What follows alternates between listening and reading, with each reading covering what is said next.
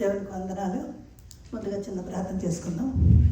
పరిశుద్ధులైన తండ్రి, పరలోకమున్న మా తండ్రి, నీ బంగారు పదార్థ లెక్కలేని వందనాలైనా. స్తోత్రం ప్రభా, స్తోత్రం తండ్రి, స్తోత్రం తండ్రి ప్రభానైనా. ఎన్నిక లేని వాళ్ళని నాయన తండ్రి, నేను మా కోసం నాయన తండ్రి, నేను పరలోకాల నుండి దిగి వచ్చి ప్రభా ఎన్నో శ్రమలు పడి సిలువ మనం పొంది ప్రభానైనా, సిలువ మీద మరణిస్తూ కూడా ప్రభానైనా విలువైన మాటలైనా మాకు చెప్పావు తండ్రి ప్రభా. నీకు వందనాలు తండ్రి, స్తోత్రం తండ్రి ప్రభా. మా కోసం మరణించిన ఆయన ప్రభా సిలువ మీద ఉండలేదు తండ్రి ప్రభా. నాయన మళ్ళీ తిరిగి నాయన సజీవుడిగా ప్రభా తండ్రి దగ్గరికి వెళ్ళిన దేవుడు నాయన, సజీవుడైన దేవుడు నాయన. నీకు వందనాలు తండ్రి ప్రభా. నాయన నీ మాటలు ధ్యానించుకోవడానికి మాకు ఇచ్చినటువంటి అవకాశాన్ని బట్టి నీకు వందనాలు తండ్రి. ఎన్నిక లేని దాని తండ్రి ప్రభా, నన్ను సిలువ చాటుకు మరుగు చేసి ప్రభా నీ మాటలు నాకు మాతో ఉండి మాట్లాడించమని, ఇక్కడ ఉన్న ప్రతి బిడ్డను దీవించమని మా ప్రభువైన యేసుక్రీస్తు ద్వారా మిక్కిలి నింత ప్రార్థిస్తున్నాను తండ్రి. ఆమేన్. దేవుడు ఇచ్చినటువంటి అవకాశాన్ని బట్టి దేవునికి వందనాలు, సంఘానికి నా వందనాలు. ఈరోజు మూడో మాట, శిలువ మీద పలికినటువంటి మూడో మాట ఇక్కడ యోహాను సువార్త 19వ అధ్యాయం 26-27 వచనాల్లో ఉంటుంది. యేసు తన తల్లియు తాను ప్రేమించిన శిష్యుడు తన దగ్గర నిల్చుండడు చూచి, అమ్మా ఇదిగో నీ కుమారుడు నీ తల్లితో చెప్పెను. తర్వాత శిష్యుని చూచి, ఇదిగో నీ తల్లి అని చెప్పెను. ఆ కడే నుండి ఆ శిష్యుడు ఆమెను తన ఇంట చేర్చుకొనెను. ఈ పరిశుద్ధ ఈ లెంట్ డేస్లో మనం అన్ని ఇప్పటివరకు కూడా 2 మాటలు విన్నారు. ఈ దేవుడు శిలువ మీద మరణిస్తూ కొన్ని మాటలు మాట్లాడారు. సాధారణంగా ఎవరైనా చనిపోయేటప్పుడు ఏమనుకుంటారు, మనకు మంచి మన ఆప్యాయత మన బాగా క్లోజ్ వాళ్ళు చనిపోతున్నప్పుడు ఏం చెప్తాడా, మనకి ఏమి ఆస్తులు ఎక్కడ పెట్టాడా, అది ఎక్కడ పెట్టాడా అని చెప్పేసి ఆ మాటల కోసం ఎదురు చూస్తూ ఉంటారు, ఆ మాటలు గుర్తుపెట్టుకుంటారు. కానీ ఇక్కడ ఎవరు పట్టించుకోవట్లేదు. యేసుప్రభుని చంపాలనే చూశారు కానీ ఎవరు పట్టించుకోవట్లేదు. కానీ ఇక్కడ యేసుప్రభు చనిపోయిన తర్వాత ఆ మాటలన్నింటినీ కూడా వాళ్ళు తీసుకుని మనం ఇప్పుడు కూడా 2024 సంవత్సరం ఇది కదా, ఇన్ని సంవత్సరాల తర్వాత కూడా మనం ఆ మాటలు చెప్పుకుని వాటి ప్రకారం ఫాలో అవటానికి మనకి దేవుడు ఎంత చక్కటి అవకాశం ఇచ్చాడు చూడండి. అంత విలువైనటువంటి మాటలు ఆయన శిలువ మీద మాట్లాడాడు. చనిపోయిన తర్వాత ఈ మాటలన్నీ కూడా అందరూ కూడా చెప్పుకుంటున్నారు. ఇందులో 7 మాటలు మనం చెప్తున్నాం. 7 మాటల్లో కూడా 7 సువార్తలు ఉన్నాయి. ఒక సువార్త కాదు, 7 రకాల సువార్తలు. మన దేవుడు ఏం చెప్పాడు, తర్వాత మీరు వెళ్ళి భూతిగిందాల వరకు సువార్తను ప్రకటించమన్నాడు. 7 రకాల సువార్తలు ఉన్నాయి. ఈ మొదట సువార్త నేను మొదట 3గా చెప్తున్నాను. మొదట సువార్త విన్నాం కదా, క్షమాపణ సువార్త. అంటే దేవుడు మిమ్మల్ని క్షమించమని, మనందరినీ కూడా మనకున్నటువంటి శత్రువులు కానీ ఎవరినైనా సరే క్షమించమని చెప్పి దేవుడు చెప్తున్నాడు. ఆయన క్షమించాడు కాబట్టి మనం వింటున్నాం, విని ఉద్రేకం కాదు, విని మనం క్షమించే రకంగా ఉండాలని. అలాగే రెండవది ఏంటి, రక్షణ సువార్త. నువ్వు ఎంత పాపమైనా సరే దేవుని దగ్గరికి తిరిగి వస్తే దేవుడు తప్పకుండా మనల్ని రక్షిస్తాడు, మనకు రక్షణ ఇచ్చి ఆయన రాజ్యంలో మనకి చోటిస్తాడని చెప్పి రక్షణ సువార్త. ఇప్పుడు 3వది వచ్చేటప్పటికల్లా పలికినటువంటి మాట, ఇది ప్రేమ వాక్కు, బాధ్యతతో కూడినటువంటిది, ఆదరణ సువార్త. ఇది మనకి ఆదరణ, తల్లికి కుమారుడికి ఇచ్చేటువంటి ఆదరణ. ఇక్కడ ఎవరున్నారు, ఈ మాటలు ఎవరితో మాట్లాడారు, ఎందుకు మాట్లాడాడు, తర్వాత ఈ ఎక్కడి నుండి మాట్లాడాడు, ఏ స్థితిలో ఉండి మాట్లాడాడు అని చెప్పి 4 క్వశ్చన్స్ కానీ మనం వేసుకుంటే ఎవరు మాట్లాడారు మనకు తెలుస్తుంది కదా. యేసు ప్రభు శిలువ మీద నుండి మాట్లాడాడు. ఏ స్థితిలో ఉన్నాడు, ఆయన శిలువ మీద మరణిస్తూ మాట్లాడుతున్నాడు. ఆయన మామూలుగా సరదాగా ఉండి కబుర్లు చెప్తూ అంతకుముందంత ప్రసంగాలు వేరు. కానీ ఇక్కడ వచ్చేటప్పటికల్లా శిలువ మీద ఎంత కష్టమైనటువంటి పరిస్థితులు, అలాంటి స్థితిలో మనం మాట్లాడాలని ఎవరికి అనిపించదు. కానీ దేవుడిని ఏదో మనం తొందరగా పోవాలనుకుంటూ ఉంటాం, మన చిన్న రోగం వస్తేనే అలా అనుకుంటాం. కానీ ఇక్కడ యేసుప్రభు ఏం చెప్తున్నాడు, ఎంత మంచి మాట, ఎంత బాధ్యతతో కూడినటువంటి మాట చెప్తున్నాడు చూడండి. ఏ స్థితిలో అయినా మాట్లాడుతున్నాడని గమనించుకోవాలి. ఎవరితో మాట్లాడుతున్నాడు అక్కడ, తల్లితోనూ శిష్యుడితో మాట్లాడుతున్నాడు. అక్కడ చాలామంది జనాలు ఉన్నారు, చాలామంది వచ్చారు అక్కడ. ముందు అందరూ పారిపోయిన, చివరికి స్త్రీలు మాత్రం ఆయన ఫాలో అవుతూనే వచ్చారు. కొంతమంది స్త్రీలు, మరియలు 3 మరియలు ఉన్నారు అక్కడ. తర్వాత శిష్యుడు మాత్రం 12 మంది శిష్యులు, ఒక యోహాను మాత్రమే ఉన్నాడు. తెక్కిన అందరూ శిష్యులందరూ 3.5 సంవత్సరాలు ఆయనతో పాటు తిన్నారు, తాగారు, అన్ని రకాలుగా తిరిగారు, ఆనందించారు, అన్నీ చేశారు. కానీ పారిపోయారు కష్టం వచ్చినప్పుడు. ఇక్కడ ఇప్పుడు మన లోకం కూడా అలాగే ఉంటుంది. అంత బాగుంటే మన వెంట ఉంటారు, లేకపోతే నువ్వెంత అన్నట్టుగా తోసేస్తున్నట్టుగా ఉంటుంది. అన్నీ మనకి ఎగ్జాంపుల్స్గా దేవుడు చూపిస్తున్నాడు ఇక్కడంతా కూడా. ఇక్కడ ఇప్పుడు వాళ్ళిద్దరితో, ఇప్పుడు వాళ్ళతో మాట్లాడుతున్నాడు దేవుడు, తల్లితోనూ తర్వాత కుమారుతో మాట్లాడుతున్నాడు అనమాట. అంటే ఈ 3వ మాట తల్లి బిడ్డల సంబంధాల గురించి జ్ఞాపకం చేస్తున్నాడు. ఇది ఎంతో ఆప్యాయతతో కూడినటువంటి మాట. తర్వాత ఈ అమ్మ అని చెప్పేసి ఇదిగో నీ కుమారుడు అని చెప్పి యోహాను చూపిస్తున్నాడు. చూడండి, తల్లి అక్కడ ఒంటరిగా ఉంది. ఒంటరిగా అంటే తక్కిన బంధువులందరూ ఉండొచ్చు పక్కన, కానీ తల్లి తన తండ్రి లేడు అక్కడికి. అప్పటికే ఆయన చనిపోయాడని చెప్పేసి అర్థమవుతుంది. ఆయన లేడు, తల్లి ఒక్కటే ఉంది. ఆ తల్లికి ఇప్పుడు మనం అనుకుంటాం సహోదరులు వచ్చారని చెప్తారు, కానీ యాక్చువల్గా ఆయనకి మరియమ్మకు పుట్టినటువంటి పిల్లలు కాదని చెప్పేసి నేను చాలా చోట్ల చదివాను, చాలా చోట్ల విన్నాను కూడా. వాళ్ళందరూ వాళ్ళ పిన్ని పిల్లలు అని చెప్పేసి సలోమి వాళ్ళు ఉన్నారు కదా, వాళ్ళ పిల్లలు అని చెప్పి, అంటే కజిన్స్ కిందే కానీ వాళ్ళ సహోదరుల కింద చెప్తున్నారు అక్కడ. ఇక్కడ యేసుప్రభు ఒక్కడే ఆవిడ కొడుకు, తను జ్యేష్ఠ కుమారుడు. యూదుల ప్రకారం జ్యేష్ఠ కుమారుడు తల్లిదండ్రుల యొక్క బాధ్యత తీసుకోవాలని చెప్పేసి ధర్మశాస్త్రంలో రాయబడి ఉంటుంది. ఆ బాధ్యత ప్రకారం చేశాడా, లేకపోతే తన తల్లి మీద ఉండేటువంటి ప్రేమ కొద్ది చేశాడా అని మనం గమనించుకోవాలి. ఎవరైనా సరే తల్లిదండ్రులను వదిలిపెట్టద్దు అని చెప్పేసి దేవుడు అక్కడ మనకి హెచ్చరిస్తున్నాడు అనమాట. నీ తల్లిని తండ్రిని సన్మానించు అని చెప్పేసి నువ్వు అప్పుడు దీర్ఘాయుష్మంతుడు అవుతావని చెప్తున్నాడు. ఒకవేళ నీ తల్లిని దూషిస్తూ నువ్వు సరిగ్గా లేవనుకోండి, నీదంతా కూడా నాశనం అయిపోతావు, నీ దీపం ఆరిపోతుంది అని చెప్పేసి చెప్తున్నాడు. అంటే మనకి ఎన్నో నష్టాలు వస్తాయి. తల్లిదండ్రులు కానీ మనం సరిగ్గా చూడకుండా మనం ద్వేషిస్తూ ఉంటుంటే ఏం కోరుకుంటారు? వృద్ధాప్యంలో తల్లిదండ్రులు బిడ్డల యొక్క ప్రేమను కోరుకుంటారు. ఆ ప్రేమను చూపిస్తే ఇక్కడ తల్లి ఒంటరి అయిపోతుంది. అంత బాధలో ఆయన బాధపడుతున్నాడు. ఆ తల్లి తనను ఫాలో అవుతూ వచ్చినటువంటి తల్లి ఎలా ఉంది? దుఃఖంతో ఉంది, బాధతో ఉంది. ఆ బాధను చూస్తున్నాడు అన్నమాట. చూసి ఆ తల్లికి చెప్తున్నాడు. ఇక్కడ అప్పుడు ముగ్గురు పర్సన్స్ మనకు కనబడుతున్నారు. ఒకటి యేసుప్రభు కనబడుతున్నాడు, ఒకటేమో ఇంకోటి మరియమ్మ కనబడుతుంది, తర్వాత శిష్యుడు కదా, ముగ్గురు కనబడుతున్నారు. యేసుప్రభు అంటే ఇక్కడ మనం దేవుని కుమారుడు అని చెప్పేసి మనం చూస్తున్నాము. ఆయన బాధ్యతను నెరవేర్చుతున్నాను అనమాట. అంటే తన తల్లి మీద శిలువ మీద ఉండి తన తల్లి బాధని గమనిస్తున్నాడు. అక్కడ అంతా తల్లి ఏడుస్తూ తను వెంటబడుతూ, చూడండి అంతా ఒక మన చిన్న పిల్లోడు, మన పిల్లోడు కొద్దిగా పడితే అమ్మో అని కంగారు పడిపోతూ ఉంటాం. అలాంటిది ఆయన అన్ని బాధలు పడ్డాడు కదా. అసలు పడాలతో 5480 దెబ్బలు పడినాయి ఆయన శరీరం మీద. తర్వాత 17 తల మీద ముళ్ళ కిరీటం పెడతాం వల్ల 17 ముళ్ళ కిరీటం దెబ్బలు తల మీద పడినాయి. ఇలా ఎన్ని రకాల ఆయన దెబ్బలు హింసించబడ్డాడు, శరీరం అంతా చేర్చబడింది. కానీ ఆయన అలాంటి పరిస్థితిలో కూడా ఏం చెప్తున్నాడు ఇక్కడ? తల్లిని చూసుకో అని చెప్పేసి అంత బాధలో కూడా తల్లిని గుర్తించాడు. తను కని పెంచినటువంటి తల్లిని గురించి గుర్తించి తను ఈ బాధ్యత గురించి చెప్తున్నాడన్నమాట. అమ్మ అనేటువంటి మాట ఎప్పుడు కూడా ఎంత ఆప్యాయంతో ఉంది. మా అమ్మ అయితే చనిపోతున్నప్పుడు మేము అమ్మ అని పిలిస్తే చనిపోతుందని తెలుసు అందరికీ. డాక్టర్ కూడా చెప్పాడు ఇంకా నో మోర్ అని చెప్పేసి.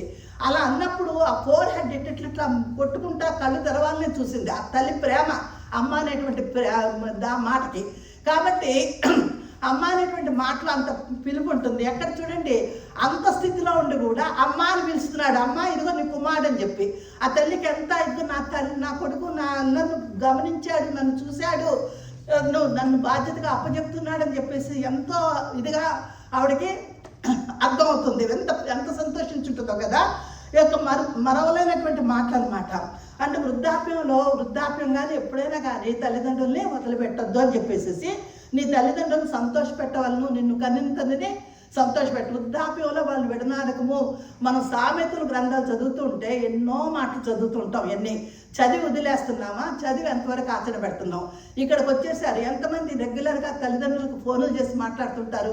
వాళ్ళు ఎంత ఎదురు చూస్తూ ఉంటారు. ఒక్కసారి ఆలోచిస్తారా? ఆలోచించరు. మనం ఇక్కడ మాకు నో టైం అని చెప్పేసి ఖాళీ లేదు అంటారు. చేసే వెలగబెట్టే పని ఏముంటుంది ఇక్కడ? చాలా టైం ఊరికనే కాలక్షేపం చేస్తూనే ఉంటారు. కానీ అలాగా అంటే ఇక్కడ యేసుప్రభు చెప్పిన మాటలు చూసినప్పుడైనా కనీసం గుర్తుపెట్టుకుంటూ మనం చేయాల్సినటువంటి పనులు దేవుడు మనకి నేర్పిస్తున్నాడు. దేవుడు మనం బైబిల్ చదువుతున్నప్పుడు ఏం చేస్తున్నాం? ఆచరణలో పెడుతున్నావా లేదా? కనీసం ఒక్కొక్క మాట అయినా చేస్తూ ఉండాలి కదా. చేస్తూ ఉండే రకంగా చూడాలి దేవుడు చెప్తున్నాడు మనకి. ఇక్కడ రెండవదిగా చూసినట్లయితే దేవుడు తన బాధ్యత నెరవేరుస్తున్నాడు. తన కొడుకుగా తన బాధ్యతని, తల్లి పట్ల తన బాధ్యత, తల్లి ఒంటరి అయిపోతే ఎట్లాగా, ఎలా ఉంటుంది, ఎక్కడ ఉంటుంది అనేటువంటి బాధ్యత. రెండవదిగా చూస్తే మరియమ్మ చూడండి. మరియమ్మ యేసుప్రభుని కన్నికగా ఉన్నప్పుడే తను గర్భంలో ధరించడానికి అంగీకరించింది కదా, దేవుని కుమారుడిగా అంగీకరించింది. అలాగా కన్నికగా గర్భవతి అయినప్పుడు లోకం ఎన్నో మాటలు మాట్లాడుతూ ఉంటుంది కదా, లోకం ఎన్నో నిందలేస్తుంది. అయినా సరే తన కొడుకుని దేవుడిచ్చిన కుమారుని ధరించాలి అని చెప్పేసి ఆ బాధలన్నీ భరించింది, కుమారుని అంగీకరించింది. అంతేకాకుండా కానాను విందులో కూడా అక్కడ ద్రాక్షరసం అయినప్పుడు వెళ్ళి తల్లి ఏమంటుంది, అక్కడ ద్రాక్షరసం అయిపోయిందంటే ఇప్పుడు నా సమయం ఇంకా రాలేదని చెప్తాడు. అయినా సరే తల్లి తన మీద నమ్మకం కొద్దీ అక్కడ దాసులకి ఏం చెప్తుంది, మీరు ఆయన చెప్పినట్టుగా చెయ్యండి అని చెప్పింది. తర్వాత మూడవదిగా చూసినట్లయితే నీ తల్లి నీ సహోదరులు వచ్చారని చెప్పి ఒకసారి ఆయన మీటింగ్ జరుగుతున్నప్పుడు వెళ్ళినప్పుడు, ఎవరు నా తల్లి నా సహోదరి, వీళ్ళందరూ ఇక్కడ వచ్చినటువంటి వాళ్ళే, నా దేవుని వాక్యాన్ని ప్రకారం ఫాలో అయ్యే వాళ్ళే నా తల్లి నా సహోదరులు అని చెప్పేసి చెప్తారు. కాబట్టి అంటే ఇవన్నీ కూడా ఆవిడ వింటుంది, విని కూడా ఏం బాధపడలేదు. ఆయన వచ్చినటువంటి పని ఏంటి, ఇక్కడ ధర్మశాస్త్రాన్ని దాని దేవుని యొక్క క్రియని నెరవేర్చడానికి వచ్చాడు అని చెప్పి తల్లిగా ఆయన యొక్క బాధ్యతని గుర్తించిందనమాట.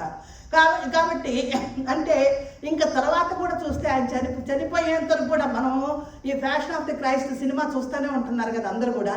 చూడండి ఎక్కడ చూసినా కూడా యేసు ప్రభు ఫాలో అవుతూ వచ్చింది మరియమ్మ, ఎక్కడ వదిలిపెట్టలేదు. తను ఏ పనిలో ఉన్నా కూడా వెంటనే ఉంది.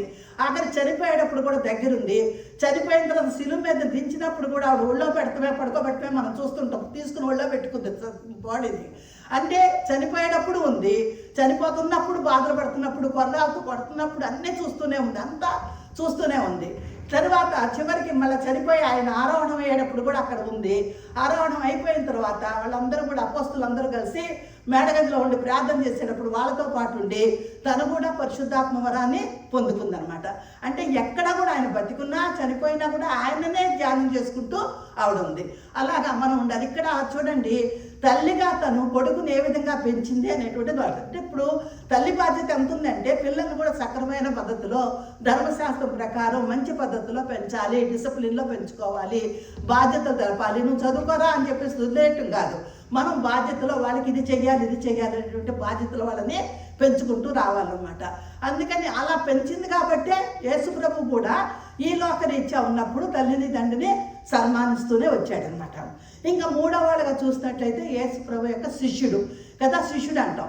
శిష్యులు అందరూ కూడా మామూలు 12 మంది శిష్యులు ఆయన ఎన్నుకున్నటువంటి శిష్యులు 12 మంది. అందులో యోహాను ఒక శిష్యుడు. అందరూ పారిపోయారు, యేసు ప్రభుని పట్టుకోగానే అందరూ టక పారిపోయారు. మమ్మల్ని కూడా ఎక్కడ పట్టుకుంటారో ఏం చేస్తారో అని చెప్పేసి భయపడి వెళ్ళిపోయారు. ఇప్పుడేనంతే కదా, పర్సిక్యూషన్ జరుగుతుందంటే ఎవడన్నా వచ్చి ఏంటయ్యా అని చెప్పేసి అంటే చాలు మాకు తెలియదు అనుకుంటే వెనకరికి పారిపోతూ ఉంటారు. ధైర్యంగా వెళ్ళి ఏమవుతుందని చెప్పి ముందుకొచ్చి దేవుడిని మనం అడిగే క్వశ్చన్స్ ఎవరికి లేదు. ఇప్పుడు పర్సిక్యూషన్లో యూనిటీ అనేటువంటి లేదు. ఇక్కడ వచ్చేటప్పటికల్లా ఇక్కడ యేసు ప్రభు శిష్యులు అందరూ పారిపోయారు. కానీ యోహాను ఏం చేశాడు, మళ్ళా తిరిగి వచ్చాడు. అంటే వెనక్కి వెళ్ళిపోయినటువంటి అతను తిరిగి వచ్చాడు. ఎప్పుడైతే మనం ఒక్కొక్కసారి దారి తప్పి వెనక్కి వెళ్ళిపోయినా మళ్ళీ ముందుకు వచ్చినప్పుడు ఆయన చూసారా, అతనిగా బాధ్యత అప్పచెప్పాడు. కాబట్టి మనం ఎప్పుడు కూడా వెనక్కి వెళ్ళిపోయాం, అయ్యో మనం వెనక మళ్ళీ ఎలా వస్తామో, ఆయన నన్ను అంగీకరిస్తాడో లేదో అని చెప్పి భయపడాల్సినటువంటి అవసరం లేదు. తప్పకుండా ఆయన మనల్ని అంగీకరిస్తాడు. ఇప్పుడు చూడండి, బాధ్యత అప్పచెప్పాడు. ఈ విధంగా తల్లి యొక్క బాధ్యతని కుమారుడికి ఇచ్చాడు. వెంటనే ఈయన ఏం చేశాడు, యోహాను సర్లే చనిపోయిన తర్వాత ఎన్ని కార్యక్రమాలు అయిన తర్వాత నేను ఈమెను తీసుకెళ్దాంలే అనలేదు. వెంటనే ఆవిడ హక్కును చేర్చుకున్నాడు అని చెప్పేస్తుంది. అంటే వెంటనే ఇమ్మీడియట్గా యాక్షన్, అక్కడ వెంటనే తల్లిని హక్కును చేర్చుకున్నాడు అనమాట. కాబట్టి ఇప్పుడు కూడా అంటే మనం యెరూషలేము ఎంతమంది చూసారో తెలియదు, కానీ నేను చూశాను అక్కడ యెరూషలేములో ఈ మరియమ్మ గృహాన్ని యోహాను అక్కడ ఎక్కడ ఉంచాడో ఆ గృహాన్ని అంతా చూశాను. కాబట్టి ఆ తల్లిగా ఆయన యాక్చువల్గా తల్లి ఉంది, భార్య ఉంది, పిల్లలు ఉన్నారు. కానీ ఈమెని కూడా ఒక సొంత తల్లిగా ఎంతో మర్యాదగా చక్కగా చూసుకున్నాడు అనమాట. అంటే యేసు ప్రభు చెప్పినటువంటి బాధ్యతను అతను నెరవేర్చాడు. తల్లిగా తన కొడుకుగా తన తల్లి యొక్క బాధ్యత నెరవేర్చాడు. అలాగే ఇక్కడ యోహాను కూడా యేసు ప్రభు చెప్పినటువంటి బాధ్యతని నెరవేర్చాడు అనమాట. ఇది మనకెందుకు చెప్తున్నాడంటే మన సంఘమే మనకు తల్లి. సంఘం ఏమంటాము, తల్లి అని చెప్పి అంటాము. కాబట్టి మనం ఎవరు శిష్యులం కింద లెక్క. కాబట్టి మనం ఎంత వెనక్కి వెళ్ళిపోయినా మనకు రక్షణ వచ్చిందని చెప్పి మనం దేవుల్లో ఉన్నాం అని చెప్పి అనుకుంటాం.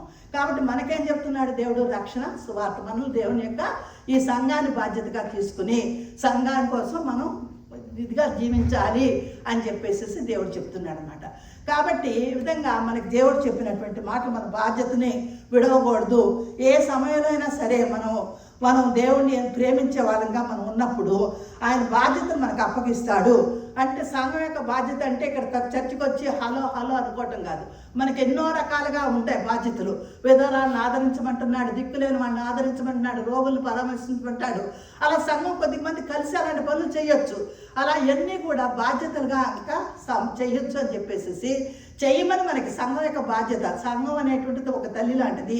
ఆ తల్లిని మనం జాగ్రత్తగా చూసుకోవాలి అని చెప్పి దేవుడు మనకి ఇక్కడ బాధ్యత. ఈ మాట ద్వారా ఫిజికల్గా ఈ లోకరీత్యా మనకి తల్లిదండ్రులు పిల్లలు ఉంటారు కాబట్టి పిల్లలు సక్రమంగా పెంచాలి అని చెప్పి దాని ప్రకారం పెంచినప్పుడు పిల్లలు సరైన మార్గంలో నడవగలుగుతారు అని చెప్పి చాలా వరకు నడవటానికి ప్రయత్నించ రకంగా చెయ్యాలి. అలాగే తల్లిదండ్రుల్ని బాధ్యతగా పిల్లలు ప్రేమించి వాళ్ళని మర్యాదగా, అంటే వృద్ధాప్యంలో వదిలిపెట్టద్దు, నీ వృద్ధాప్యంలో నీ తల్లిని విడవద్దు అని చెప్పేసి సామెతల గ్రంథంలో ఉంటుంది. కాబట్టి దానివల్ల ఏమవుతుందంటే మనకు అనుకుంటాం ఆపై ఎవరు చూస్తారులే నసుకుడు గీసుకుడు అని చెప్పి అనుకుంటారు. కానీ దానివల్ల ఎన్ని బ్లెస్సింగ్స్ ఉంటాయో తెలియదు. ఎప్పుడు వాళ్ళ గురించి తల్లిదండ్రులు ఉన్నవాళ్ళు ఏం చేస్తారు, ఎప్పుడు వాళ్ళ గురించే ప్రార్థన చేస్తూ ఉంటారు. వాళ్ళకి దీవెనలు రావాలని కోరుకుంటుంటారు. కాబట్టి ఆ దీవెనలు ముందు ఇమ్మీడియట్గా కనబడకపోవచ్చు, కానీ వాళ్ళ పిల్లలకి కనపడుతూ ఉంటాయి తప్పకుండా అవన్నీ కూడా. కాబట్టి మనం ఎప్పుడు కూడా మా చెల్లి పిల్లలు అలాగే చూశారు చివరి బెడ్ మీద ఉన్నప్పుడు. ఆ పిల్లలు కూడా అందరూ డాక్టర్స్, ఇంజనీర్స్ అయ్యారు. కాబట్టి అంటే ఆ దీవెనలు మా అమ్మ ఎంత చేస్తుంటుందో వాళ్ళ కోసం. అందుకని నేను అనుకుంటాను అంతదిగా చూడబట్టి ఆ విధంగా ఆ పిల్లలు అలాగా దీవించబడ్డారని చెప్పేసి. అంటే దీవెనలు ఎప్పుడు పోవు, మనం చూసాము అది కాదు, కానీ మన దీవెనలు ఎప్పుడు కూడా పోవు. కాబట్టి ఎప్పుడు కూడా కుటుంబం అనేటువంటిది ఉంటుంది. కుటుంబం ఎలా ఉంటుందంటే ఇక్కడ ప్రేమ కలిగి ఉండాలి. తర్వాత ఒకళ్ళనొకళ్ళు క్షమించుకునే కుటుంబం అంటే సంఘం కూడా ఒకళ్ళనొకళ్ళు క్షమించుకునే రకంగా ఉండాలి, హానెస్టీగా ఉండాలి, సత్యం చెప్పే రకంగా ఉండాలి. తర్వాత ఒకరికొకరు సేవ చేసుకునే రకంగా దాసులుగా ఉండాలి. నేనే గొప్ప, నేనే ఇక్కడ ఇలా ఉండాలి అని చెప్పేసేటువంటి గర్వం, అహంభావం ఉండకూడదు. తర్వాత మనకి ఓర్పుని, కైండ్నెస్ని, పేషెన్స్ అండ్ కైండ్నెస్ అనేటువంటిది మనలో ఉండాలి. ఐక్యత అనేటువంటిది ఉండాలి. తర్వాత ముఖ్యంగా ఫ్యామిలీస్తో ఉండాల్సినటువంటిది ఏంటంటే కలిసి ప్రార్థన చేయటం. కలిసి ప్రార్థన చేసినప్పుడు దేవుడు ఎన్నో దీవెనలు ఇస్తాడు, ఎన్నో ఆన్సర్లు వస్తాయి. కాబట్టి ఎప్పుడు కూడా సంఘం అనేటువంటి దాంట్లో కలిసి ప్రార్థన చేస్తున్నారు ఇక్కడ. అలాగే మేము ఇళ్ళకి వెళ్ళిన తర్వాత కుటుంబాలు కూడా కలిసి ఎప్పుడు కూడా ప్రార్థన చేసుకున్నట్లయితే అప్పుడు ఆ కుటుంబాల మధ్యలో యూనిటీ ఉంటుంది. నేనెందుకులే అని చెప్పేసి అనుకుంటా కాకుండా ఎవరికి వాళ్ళని చేసుకుంటున్నాం అనేటువంటి అది కాకుండా కలిసి ప్రార్థన చేసుకునే రకంగా ఉండండి. మంచిగా దేవుడు మనల్ని ఎంతో బ్లెస్ చేస్తూ ఉంటాడు అనమాట. దేవుడు చెప్పినటువంటి మాట, తల్లిని ఇదిగో అమ్మ నీ తల్లి నీ కుమారుని అని చెప్పి ఆవిడ చెప్తున్నాడు. ఆవిడని నువ్వు దిక్కులేని దానివి కాదు, నీకు తోడు కర్తని అప్పచెప్తున్నానని చెప్పి బాధ్యత చూపించాడు. అలాగే కుమారుడు కూడా నువ్వు ఈ తల్లిని చూసుకోవాలని బాధ్యత అప్పచెప్పాడు. ఆ విధంగా మనం కూడా ఎప్పుడు ఉండాలని చెప్పి దేవుడు మనకి చెప్తున్నాడు ఈ వాక్యం ద్వారా. దేవుడు చిన్న వాక్యాన్ని దీవించినాక చిన్న ప్రార్థన చేసుకుందాం.